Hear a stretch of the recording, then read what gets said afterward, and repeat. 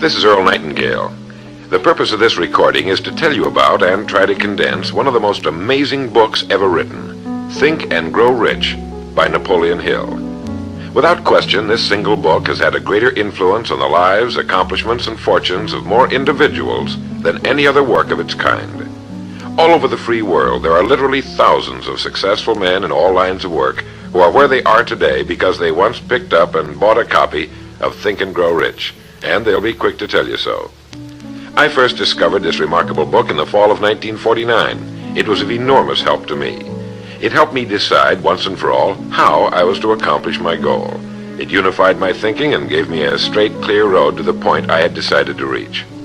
One of my closest friends found the book several years ago and stayed home for 3 days reading and digesting its material, and he then went on to reach the top in his industry.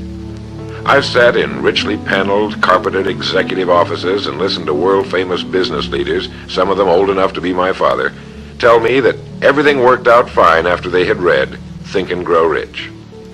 Now, what's the secret of this amazing book? Why has this book, out of all the thousands of self-help books, remained the one towering giant? I think to understand this, you have to know Napoleon Hill as I do. He certainly was not the first man to be appalled at the poverty and seemingly endless struggle and lack of direction he saw about him as a boy and as a young man, nor was he the first to write on the subject. But he possessed two unique, highly developed abilities seldom found in one man. The first was in the manner in which he approached his subject. Napoleon Hill went after the answers to achievement in the same way a scientist seeks to open to the light of reason a secret of nature. He went after the solution to accomplishment in the same way Thomas Edison discovered the solution to the electric light, relentlessly, indefatigably, implacably, until the truth, which had been there all the time, was revealed to him. His second important ability was the knack or skill of writing about his findings in such a way that it was instantly understood intellectually, but what is perhaps even more important for this particular subject, understood emotionally as well. When the last page of Think and Grow Rich was read, the hand which put the book down on the table was a different hand. The man who then stood and walked out into the world was a different, a changed man. The suffocating, entangling webs of self-imposed frustration and indirection had fallen away, and now the way was clear. The man was now the possessor of the unique, unseen talent for turning dreams into reality, thoughts into things. So-called fate or the idle effects of exterior circumstances were no longer in command. He who had been a passenger was now, suddenly, the captain. To begin, we have to understand the simple truth, the principle or philosophy which lies as the supporting structure of this work. Unless whatever it is you build is based on truth, you will end with the entire structure fallen and scattered about you like the armor of Homer's ancient warriors. It simply cannot stand. It cannot withstand the test of time. The reason Think and Grow Rich has withstood the test of time is because it rests on the broad, clean foundation upon which may also be found every accomplishment of man. The clear, unchallengeable fact that everything begins with an idea. A philosophy based on the fact that riches of every kind begin with the state of mind, that one may start with nothing but thoughts, ideas, and organized plans. Thoughts are things, incredibly powerful things, when mixed with definiteness of purpose, persistence, and a burning desire for their translation into material objects or riches, riches being whatever it is you happen to want. Wise men have been saying this for centuries, and just recently Charles A. Cerami wrote, "The truth is that the human mind is as real an organism as any muscle in the body, but far greater in potential power, and like muscle fiber, it can be strengthened to lead on to unimagined conquests." So this then is the truth on which Think and Grow Rich is based. If you know what you want, and if you want it strongly enough to muster the kind of persistence that simply cannot be stopped, you will most certainly achieve it. By controlling your mind, you can control your destiny here on Earth. With this as our foundation, let's talk about Napoleon Hill's famous 13 proven steps to riches as found in his book Think and Grow Rich, remembering, of course, that riches are whatever it is you happen to want. And right here, let me make two important points. The first is that whenever you listen to this record, have a notebook handy and make notes as we go along. The second is that this record was produced for your own personal use, to go with you on your own exciting journey. To play this record for a group will prove to be of only temporary help. Make sure you have your own personal copy to play again and again, particularly at those times when you may feel yourself getting off the track. And now, Napoleon Hill's famous 13 principles. You will notice that we have separated each principle by banding them on the record. In this way, you're given quick access to any particular principle to which you may wish to return for reference. The first principle, desire. Here is the starting point for all achievement, the first step toward riches. But it's right here that we so often run into a stumbling block. A person will say, I know what I desire, but can I get it? We'll get into this business of doubt later, but once and for all, let's clear up this point. This point of whether or not you can accomplish that which you desire with all your heart. I think it was best expressed by Emerson, who wrote, "There is nothing capricious in nature, and the implanting of a desire indicates that its gratification is in the constitution of the creature that feels it." In other words, you would not have the desire unless you were capable of its achievement. Each of us has a built-in governor, and our desires are modified by our abilities and leanings. Whatever it is that you desire with all your heart, understand once and for all that it can and should be yours. In Think and Grow Rich, Napoleon Hill cites example after example of why your burning desire is nothing more than an accurate picture of what you will one day become. So right here, firmly establish in your mind that which you desire more than anything else. For, as Helvetius put it, by annihilating the desires, you annihilate the mind. Every man without passions has within him no principle of action, nor motive to act. A good way to determine whether or not you really have a burning desire is to examine the way you go after it.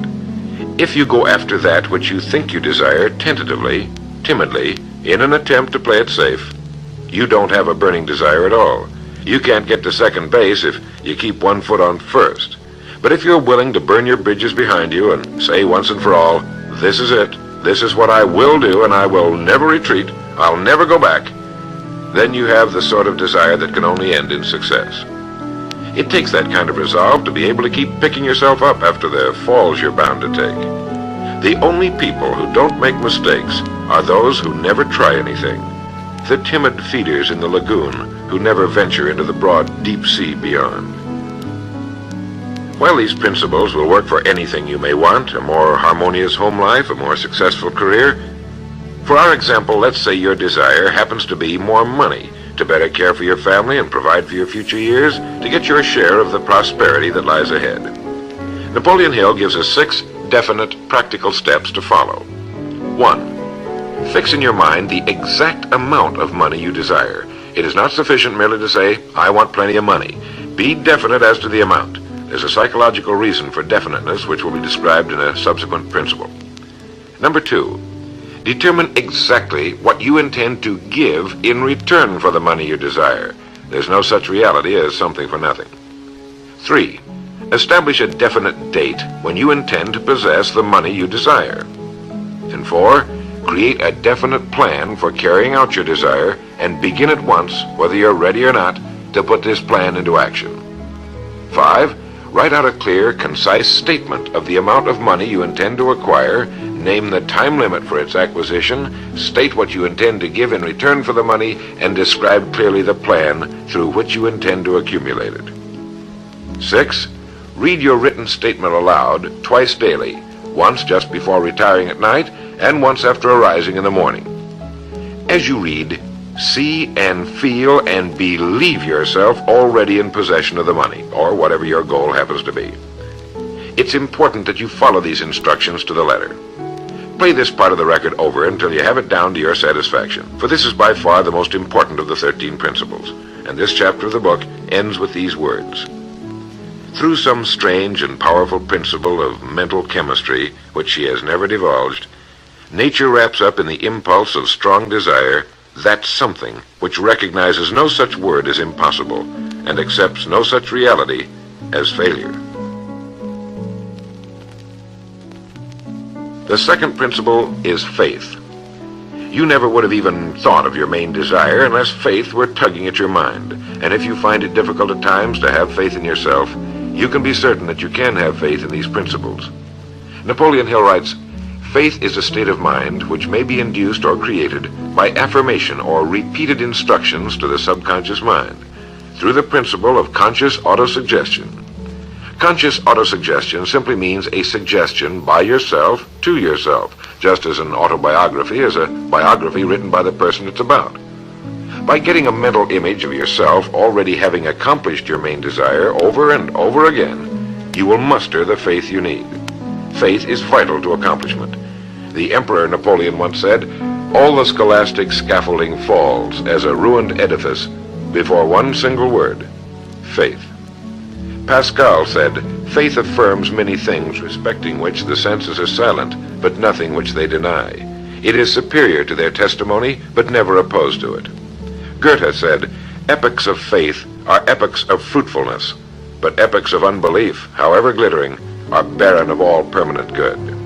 And as Schlegel put it, "In actual life, every great enterprise begins with and takes its first forward step in faith."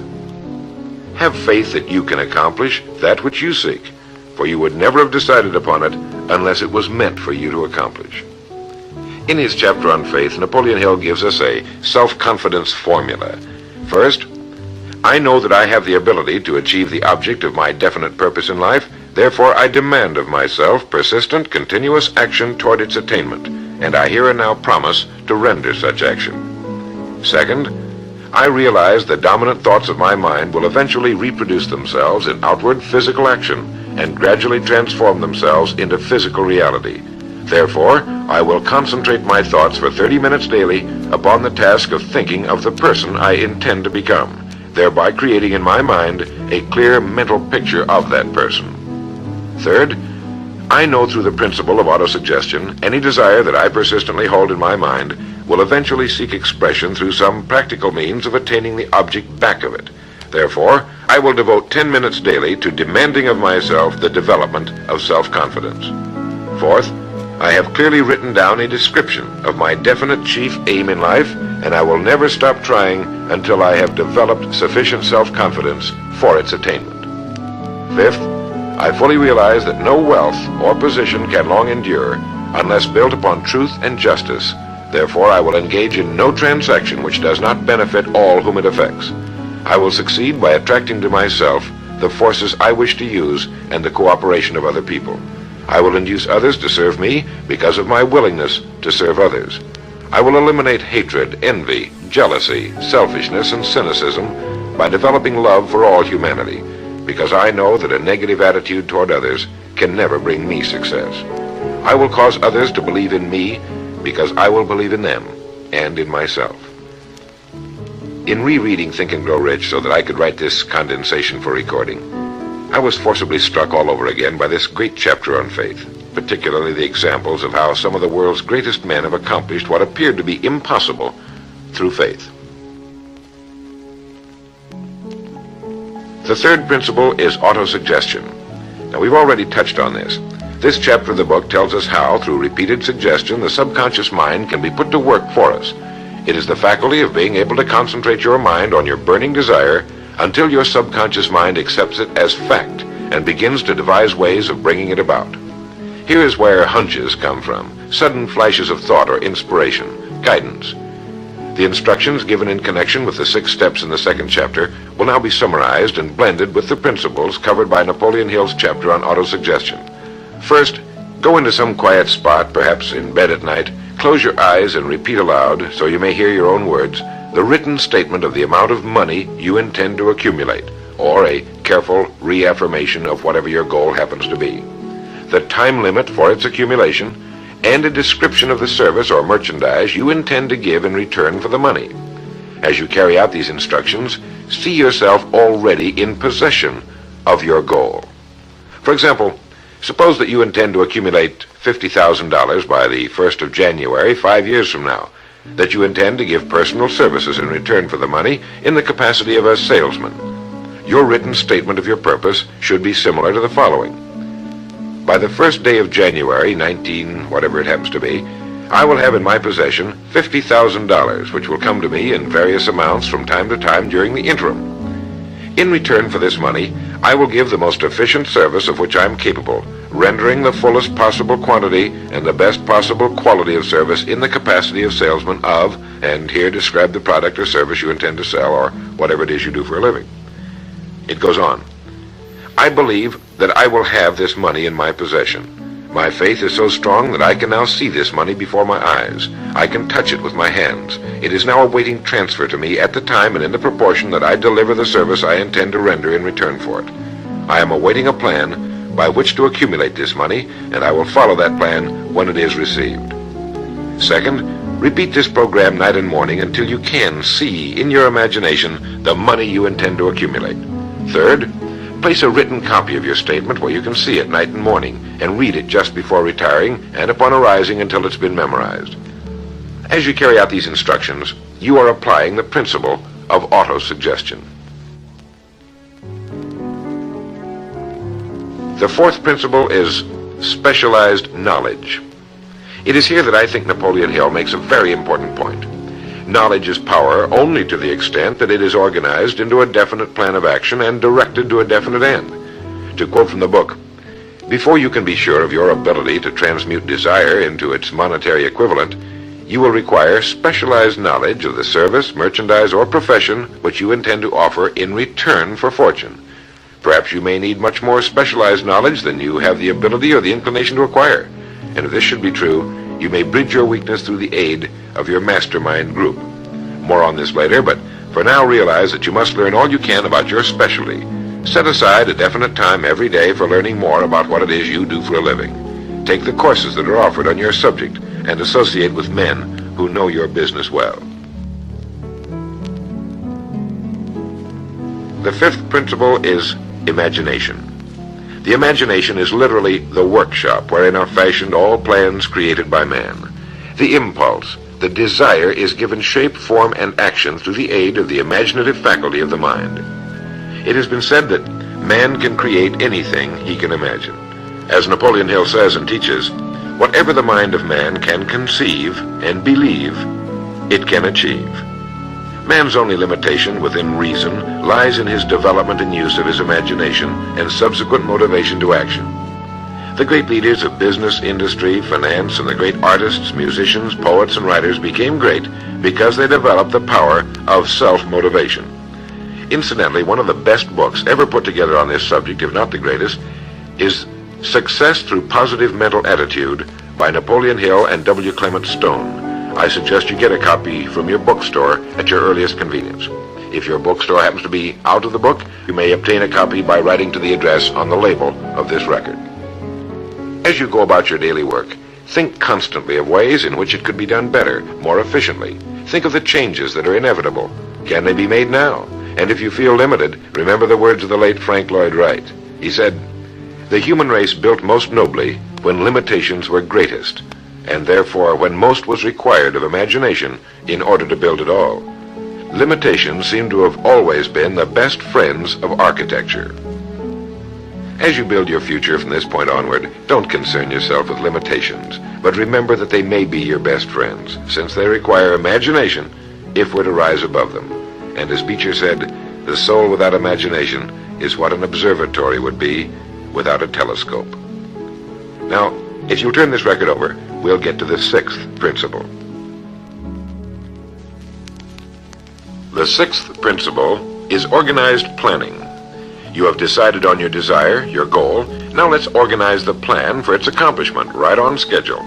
Let me quote again from Think and Grow Rich. You have learned that everything man creates or acquires begins in the form of desire. The desire is taken on the first lap of its journey from the abstract to the concrete in the workshop of the imagination, where plans for its transition are created and organized. Earlier, you were instructed to take 6 definite practical steps as your first move in translating the desire for whatever you want into its physical equivalent. One of these steps is the formation of a definite practical plan or plans through which this transformation may be made. 1. Ally yourself with one or more persons, a group of as many people as you may need for the creation and carrying out of your plan or plans for the accumulation of the money you've established as your goal. Making use of the mastermind principle. This is important. 2.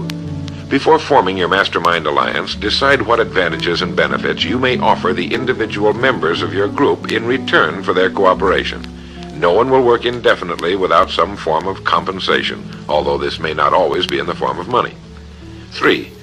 Arrange to meet with the members of your mastermind group at least twice a week, and more often if possible, until you have jointly perfected the necessary plan or plans for the accomplishment of your goal. 4. Maintain perfect harmony between yourself and every member of your mastermind group. Keep in mind these facts. First, you're engaged in an undertaking of major importance to you. To be sure of success, you must have plans which are faultless. Second, you must have the advantage of the experience, education, native ability, and imagination of other minds. This is in harmony with the methods followed by every person who has risen above the average. Work at this until you have a well-executed, formal plan for reaching your objective. In this way, you're never confused or wondering what you should do next. Every morning you know exactly what you're going to do and why. It is in this chapter of Think and Grow Rich that Napoleon Hill gives us his 11 qualities of leadership. 1. Unwavering courage. 2. Self-control. 3. A keen sense of justice. 4. Definiteness of decision. 5. Definiteness of plans. 6. The habit of doing more than paid for. 7. A pleasing personality. 8. Sympathy and understanding. 9. Mastery of detail. 10. Willingness to assume full responsibility. And 11. Cooperation. The chapter on organized planning is one of the largest and most important in the book. It goes without saying that a man without a plan to follow is like a ship without a course. No place to go, with disaster a probability. The 7th principle, decision. The mastery of procrastination. To quote, accurate analysis of over 25,000 men and women who had experienced failure disclosed the fact that lack of decision was near the head of the list of the 30 major causes of failure. This is no mere statement of a theory, it is a fact. Procrastination, the opposite of decision, is a common enemy which every man must conquer. Analysis of several hundred people who had accumulated fortunes well beyond the $1 million mark disclosed the fact that every one of them had the habit of reaching decisions promptly and of changing these decisions slowly if and when they were changed. People who fail to accumulate money without exception have the habit of reaching decisions, if at all, very slowly and of changing these decisions quickly and often. A definite objective makes reaching prompt decisions that much easier. Napoleon Hill gives many examples, one of which is the case of Henry Ford. One of Henry Ford's most outstanding qualities was his habit of reaching decisions quickly and definitely and changing them slowly. This quality was so pronounced in the late Mr. Ford that it earned for him the reputation of being obstinate.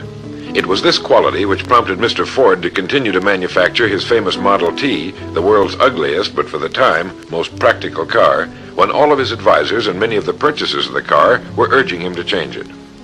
Perhaps he delayed too long in making the change, but the other side of the story is that his firmness of decision yielded a huge fortune before the change in model became necessary, and the company is certainly none the worse for it today. When you make up your mind, stay with it. The majority of people who fail to make the grade are generally easily influenced by the opinions of others, easily swayed.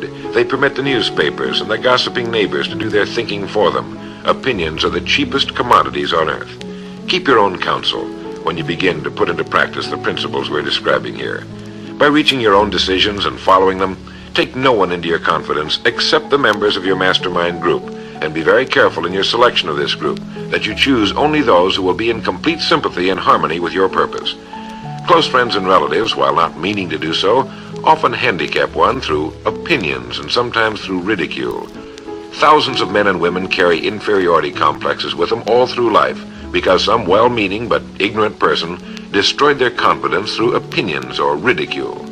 If a decision is worth anything at all, it's worth sticking to until it's been completely worked. The 8th principle, persistence. Napoleon Hill defines persistence as the power of will. Willpower and desire, when properly combined, make an irresistible pair. Persistence to an individual is what carbon is to steel. In uncounted thousands of cases, persistence has stood as the difference between success and failure. It is this quality more than any other that keeps the majority from great accomplishment. They'll try a thing, but as soon as the going gets tough, they fold. Experience with thousands of people has proved that lack of persistence is a weakness common to the majority of men. It is a weakness which may be overcome by effort. If you're to accomplish the desire you've set for yourself, you must form the habit of persistence. Things will get dark. It will seem as though there's no longer any reason to continue. Everything in you will tell you to give up, to quit trying. And it's right here that the men are separated from the boys. It's right here that if you'll go that extra mile and keep going, that the skies will clear, and you'll begin to see the first signs of the abundance that is to be yours because you had the courage to persist. With persistence will come success. Persistence is a state of mind. Therefore, it can be cultivated. Like all states of mind, persistence is based upon definite causes, among them these. 1, definiteness of purpose, knowing what you want. 2, desire. 3, self-reliance. 4, definiteness of plans. 5, accurate knowledge, knowing that your plan is sound. 6, cooperation. Sympathy, understanding, and harmonious cooperation with others tend to develop persistence. 7, willpower. 8, habit. Persistence is the direct result of habit. The 9th principle, power of the mastermind. It is in this section that Napoleon Hill describes the importance of forming a group of individuals sympathetic to your desire. They may be individuals with similar plans. A mastermind group can be made up of 2 or more individuals. No 2 minds ever come together without thereby creating a third invisible, intangible force, which may be likened to a third mind. You may have noticed many times that by discussing something with another individual, you suddenly get good ideas as a result of this association. Ideas you would not have gotten without this association. The same thing happens to the other person. A lot of good ideas have been born in individual minds as a result of having met in committee. Associating with your mastermind group is not meant as a means of letting others do your thinking for you. Far from it. It is to stimulate your own thinking through the association with other minds. No one knows everything. The more sympathetic minds you get together, and by sympathetic I mean working for a common purpose, the more related information is going to be available, and great ideas are a combination of related information.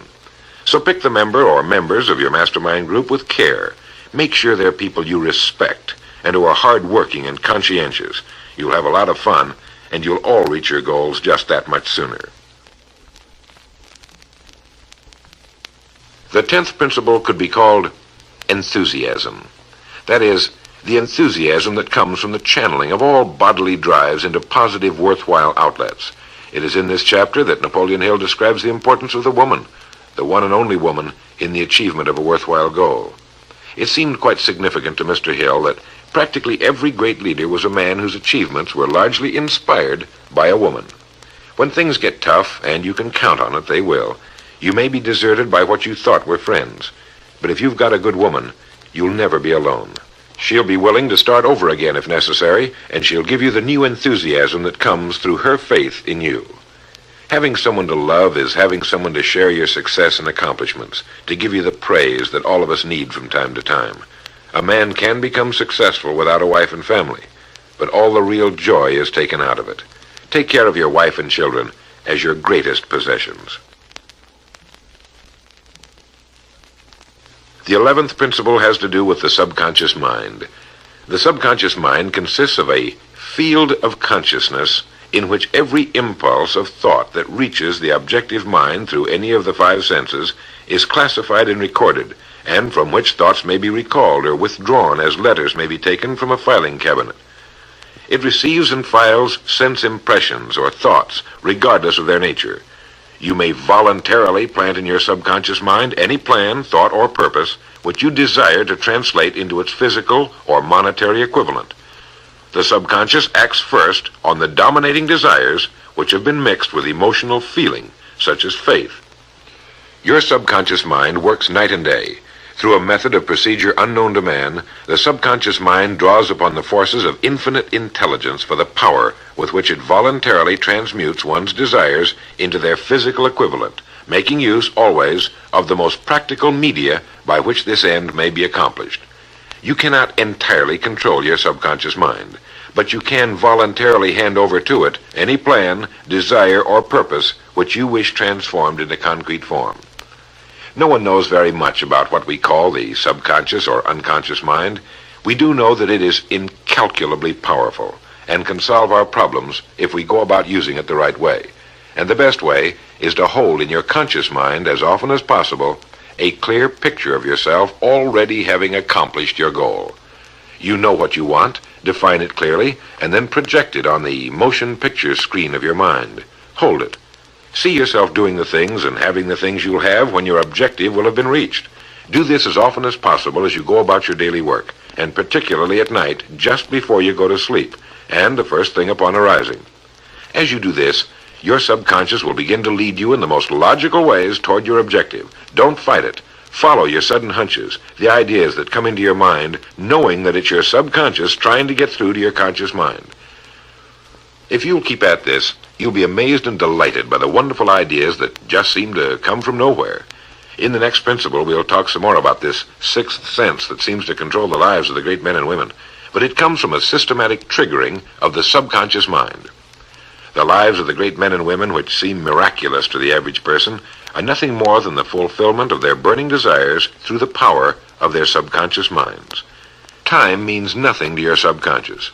A man could work steadily at his job for 40 years and not accomplish as much as is possible in 3 or 4 years through the proper working of this principle. Your subconscious mind cannot remain idle. If you fail to plant desires in your subconscious mind, it will feed upon the thoughts which reach it as a result of your neglect. Remember that you're living daily in the midst of all manner of thought impulses which are reaching your subconscious mind without your knowledge. Some of these impulses are negative, some are positive. You are now engaged in trying to help shut off the flow of negative impulses and to aid in voluntarily influencing your subconscious mind through positive impulses of desire. When you achieve this, you will possess the key which unlocks the door to your subconscious mind. Bulwer wrote, "The man who succeeds above his fellows is the one who, early in life, clearly discerns his object, and toward that object habitually directs his powers. Even genius itself is but fine observation strengthened by fixity of purpose. Every man who observes vigilantly and resolves steadfastly grows unconsciously into genius." The key word there is unconsciously. Know what you want. Decide once and for all that it will be yours. Remain steadfast on course, propelled by faith, and your subconscious or unconscious mind will do the rest. The 12th principle, as outlined in Think and Grow Rich by Napoleon Hill, has to do with the brain. If you had access to all the wealth in the world and took a penny, you would be doing exactly what you very probably have been doing in the use of your brain. Nothing in the world is more pitiful than the misunderstanding by the average person of the power of his brain and the minds to which it is connected, the conscious and the subconscious. You own in your brain the most marvelous, miraculous, inconceivably powerful force the world has ever known. Take, for example, the fact that the number of lines which connect the brain cells with one another equal the figure 1 followed by 15 million ciphers. It has been determined that there are from 10 to 14 billion cells in the average human cerebral cortex. It is inconceivable that such a network of intricate machinery should be in existence for the sole purpose of carrying on the physical functions incidental to growth and maintenance of the physical body. This is the mechanism that has given us the supersonic airplane, our deep rocket probes into outer space, the sciences, the arts, all that we know and use today and will use tomorrow, have hatched from this small gray mass each of us carries around. Can you doubt, even for a moment, that it can bring you and yours everything you want here on Earth? Of course it can. If you will recognize your power as an individual and stop acting like those who have never even thought about it. Give it the job you've decided to accomplish and watch it handle it. The 13th and final principle is called the sixth sense. The sixth sense can be described as the sense through which infinite intelligence may and will communicate voluntarily without any effort from or demands by the individual. This principle is the apex of the philosophy. It can be assimilated, understood, and applied only by first mastering the other 12 principles. The sixth sense is that portion of the subconscious mind which has been referred to as the creative imagination. It has also been referred to as the receiving set, through which ideas, plans, and thoughts flash into the mind. The flashes are sometimes called hunches or inspirations. The sixth sense defies description. It cannot be described to a person who has not mastered the other principles of this philosophy, because such a person has no knowledge and no experience with which the sixth sense may be compared. The sixth sense is not something that one can take off and put on at will. Ability to use this great power comes slowly through application of the other principles we've outlined.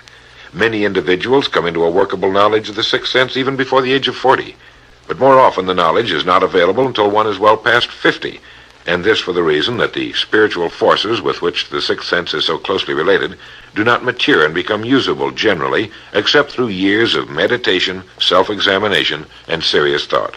But begin to develop it now by applying the principles we've talked about here. Remember this: man can create nothing which he does not first conceive in the form of an impulse of thought. Man's thought impulses begin immediately to translate themselves into their physical equivalent, whether those thoughts are voluntary or involuntary. Keep fear out of your mind by concentrating on the mental picture of your goal, your greatest desire. Now, I want to mention that Think and Grow Rich as a book carries more endorsements by great men who knew of its truth than any other book of its kind ever written. I'll touch on only a few. All of these great men actually endorsed Napoleon Hill's principles. Former President of the United States William Howard Taft. F.W. Woolworth wrote that he had built his great chain of stores by applying many of these principles. Robert Dollar, who built the great Dollar steamship line, wrote, "If I had had this philosophy 50 years ago, I suppose I could have accomplished all that I've done in less than half the time. I sincerely hope the world will discover and reward you." Samuel Gompers wrote that the mastery of these principles is the equivalent of an insurance policy against failure. President Woodrow Wilson. John Wanamaker, the merchant prince, wrote, "I know that your fundamentals are sound because I've been applying them in my business for more than 30 years. George Eastman, the world's largest maker of cameras, Thomas Edison, Luther Burbank, Theodore Roosevelt, E.M. Statler, John D. Rockefeller. I think you know that the endorsements of these great men could not have been bought with all the money in the world. What we have been talking about here can change your life, can bring you anything and everything worthwhile you want in life for yourself and your family. Cut yourself away from the average, from the mediocre, and chart your course on the dream in your heart. These 13 principles will never let you down, as long as you use them. And now, it is with great pleasure that I give you the author himself, Napoleon Hill. Thank you, Earl Nightingale. The message which you who are listening have just heard has brought you within 3 short steps of the supreme secret of success. The same secret which has brought happiness, peace of mind, and financial success to countless thousands of people who have read Think and Grow Rich.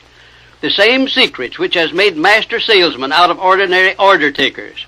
And the same secret which has brought friendship, love, and marriage to men and women who have come under the spell of the 13 principles which Earl Nightingale has just described.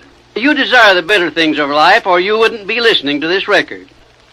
Come with me then, and I will help you chart your course, so you may acquire whatever it is that you desire most in life by following these instructions. 1. Condition your own subconscious mind to work for you while you sleep as well as when you are awake. You can do this by playing this record to yourself every night just before you retire. Then, before you go to sleep, after hearing the record, write out a clear statement of what you wish to accomplish the following day, and request your subconscious mind to work during the night and provide you with the plan you will need to achieve your purpose. 2. Form a personal mastermind group of 2 or more people who are closely associated with you. They can be members of your family, your business, or your professional associates, or people who work where you are employed, and play this record in their presence at least once a week. After you have done this, engage in a friendly roundtable discussion of the 13 success principles, and request each person in the group to participate and to look for inspirational ideas which may help him or her to become more successful. 3. Beginning now, follow the habit of rendering more service and better service than that which is expected of you, and do it in a pleasing, positive mental attitude. This will make friends for you, it will increase the value of your services, and it will attract opportunities by which you may get from life whatever it is that you most desire. Follow these instructions to the letter, and you will surely see the day when you can express a prayer of gratitude for having had the privilege of hearing and acting on the message which Earl Nightingale has given you through this record. And now, may I reach out across the space and the time which separate us and offer you a hand of friendship and a sincere prayer that you will be blessed with a richer and a fuller life because of this message. Your big opportunity may be right where you are now. Follow these instructions faithfully, and it will reveal itself to you. This is Napoleon Hill saying, don't search for opportunity in the distance, but recognize it and embrace it right where you are.